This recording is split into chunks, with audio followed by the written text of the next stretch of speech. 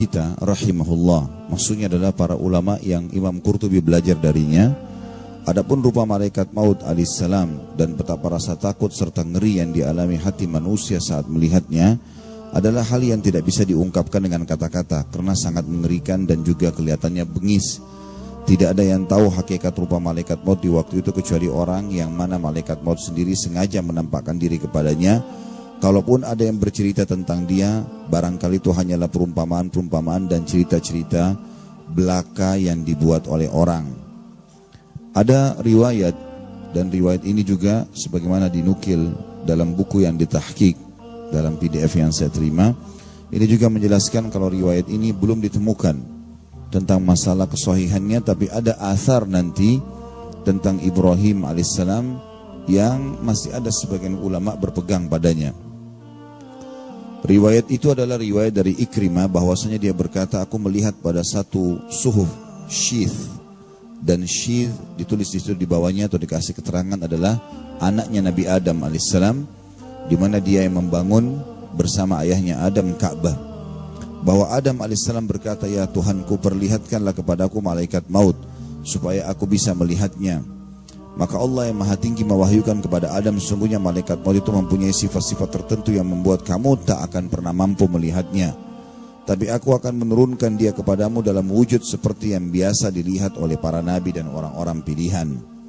Kemudian Allah menyuruh Jibril, Mikail dan malaikat maut untuk turun menemui Adam.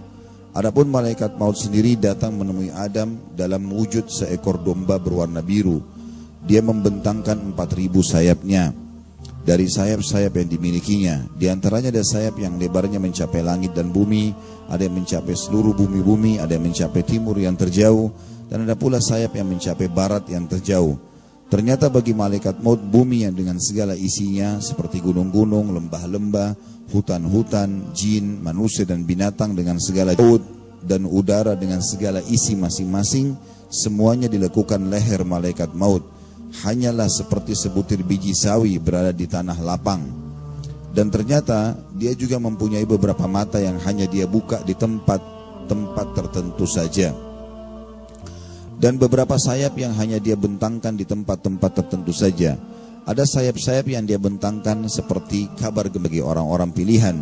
Dan ada pula sayap-sayap yang dia bentangkan terhadap orang-orang kafir, di mana terdapat batang-batang besi penusuk, batang-batang besi pengait dan gunting-gunting. Melihat semua itu Nabi Adam alaihissalam sangat terkejut lalu pingsan, dan baru sadar kembali pada jam yang sama di hari ke-7 sejak peristiwa itu. Dan ketika sadar, terasa seolah-olah dia baru bangkit dari ranting-ranting za'faran yang penuh dengan duri.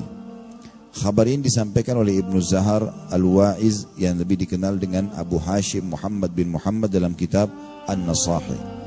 Dan ini riwayat yang dikatakan tadi butuh penelusuran, dan insya Allah akan saya pastikan dengan izin Allah tentunya pada pertemuan akan datang, dan saya akan berikan jawaban ke Bapak Ibu karena ini baru saya temukan PDF tahqiqnya hari ini.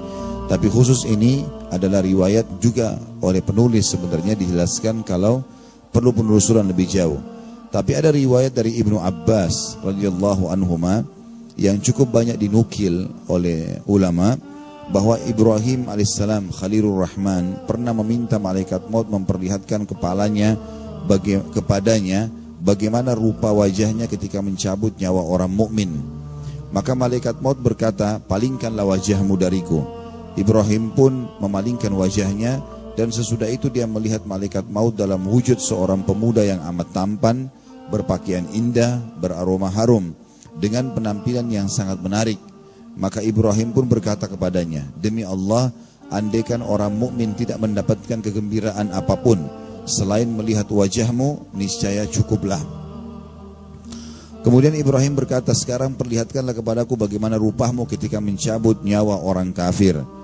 Maka kata malaikat maut, kamu tidak akan kuat, tapi perlihatkanlah, desak Ibrahim. Maka malaikat maut pun berkata, palingkan wajahmu dariku. Ibrahim pun memalingkan wajahnya, kemudian kembali melihat malaikat maut atau ke arah malaikat maut, dan ternyata dia berupa seorang manusia yang berkulit hitam, kedua kakinya di bumi dan kepalanya di langit. Rupanya buruk sekali, seburuk-buruk rupa yang pernah kamu lihat. Di bawah tiap-tiap helai rambut yang ada di tubuhnya ada nyala api. Maka Ibrahim berkata, demi Allah, andaikan orang kafir tidak menerima siksa apapun selain melihat wujudmu saja, maka sudah cukuplah. Di sini tentu riwayat ini banyak dinukil dan juga riwayat ini dinukil dan dipastikan dihubungkan dengan beberapa riwayat yang sahih yang sudah pasti. Seperti misalnya memang amal soleh seseorang di kuburan akan berwujud seperti laki-laki yang tampan dan bersih. Ada juga beberapa athar atau khabar yang dinukil bahwasanya malaikat maut akan datang bagi orang beriman dengan tampan yang baik, wangi, dan juga dengan senyum yang ramah. Maka riwayat-riwayat ini menguatkan apa yang disampaikan tentang Ibrahim alaihissalam. Begitu pula malaikat maut yang datang dalam wujud yang menakutkan bagi orang-orang kafir. Sebagaimana dalam surah Al-Anfal dijelaskan tentang masalah itu.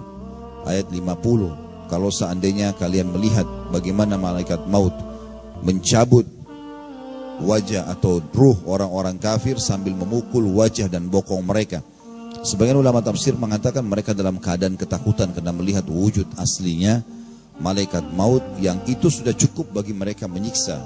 Belum lagi dengan ditariknya ruh dan dipukulnya ruh tersebut. Kata Imam Qurtubi, pengertian tentang para malaikat ini akan disampaikan secara marfu dari Nabi SAW dalam hadis Al-Bara yang akan disampaikan pada bab yang nanti. Ibnu Abbas radhiyallahu anhu mengatakan bahwa Nabi Ibrahim alaihissalam adalah seorang yang sangat pencemburu. Dalam riwayat yang lain, dia punya rumah khusus untuk beribadah, dan dia kalau keluar langsung mengunci pintu tersebut. Tidak boleh ada siapapun yang datang ke sana. Maka satu waktu pada saat dia hendak masuk ke rumah itu, ke ruangan itu dan ingin beribadah, ternyata di dalamnya sudah ada seseorang. Lalu kemudian dia bertanya, Ibrahim bertanya pada orang tersebut, siapa yang mengizinkanmu untuk masuk ke rumahku? Lalu orang itu berkata, aku disuruh masuk oleh pemiliknya. Maka Ibrahim berkata, akulah pemiliknya. Orang itu kembali menjawab, aku disuruh masuk oleh yang lebih memilikimu. Maka dengan jawaban itu akhirnya Ibrahim pun faham kalau yang datang adalah malaikat. Maka berkatalah Ibrahim alaihissalam, malaikat manakah engkau? Maka malaikat itu mengatakan, aku adalah malaikat maut. Ibrahim berkata padanya, dapatkah kamu perlihatkan dirimu ketika atau kepadaku dengan rupa seperti apa kamu mencabut nyawa orang mukmin? Maka malaikat maut mengatakan iya. Dan setelah Ibrahim menoleh kepadanya, ternyata dia telah berubah menjadi seorang pemuda yang tampan wajahnya, indah pakaiannya dan harum aromanya. Maka Ibrahim alaihissalam berkata, hai malaikat maut, andaikan orang mukmin pada saat meninggal dunia tidak memperoleh apa-apa selain melihat rupamu saja, maka cukuplah itu.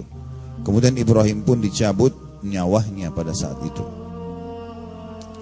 Komentar para ulama tentang perubahan wujud malaikat maut, baik itu menjadi yang sangat tampan kalau mencabut ruh orang beriman dan menakutkan bagi orang kafir dan fasik. Dikatakan oleh Imam Qurtubi, para ulama kita rahimahullah berkata, tidaklah aneh jika malaikat maut bisa tampil dalam dua rupa dalam pandangan dua orang yang berbeda. Hal itu tidak lebih seperti halnya perubahan-perubahan kondisi yang biasa dialami tubuh manusia, seperti sehat, sakit, kecil, besar, muda, tua, warna yang bersih karena sering mandi, dan warna yang suram karena terbakar teriknya matahari dalam perjalanan. Bedanya bahwa perubahan-perubahan yang dialami para malaikat maut alaihissalam bisa terjadi dalam sehari dan satu saat, sedangkan pada manusia hal itu tidak bisa terjadi kecuali setelah melewati waktu yang berjauhan dan tahun-tahun yang panjang. Kesimpulan dari pasal yang baru kita bahas tadi adalah malaikat maut akan datang kepada setiap orang di antara kita, dan itu fakta.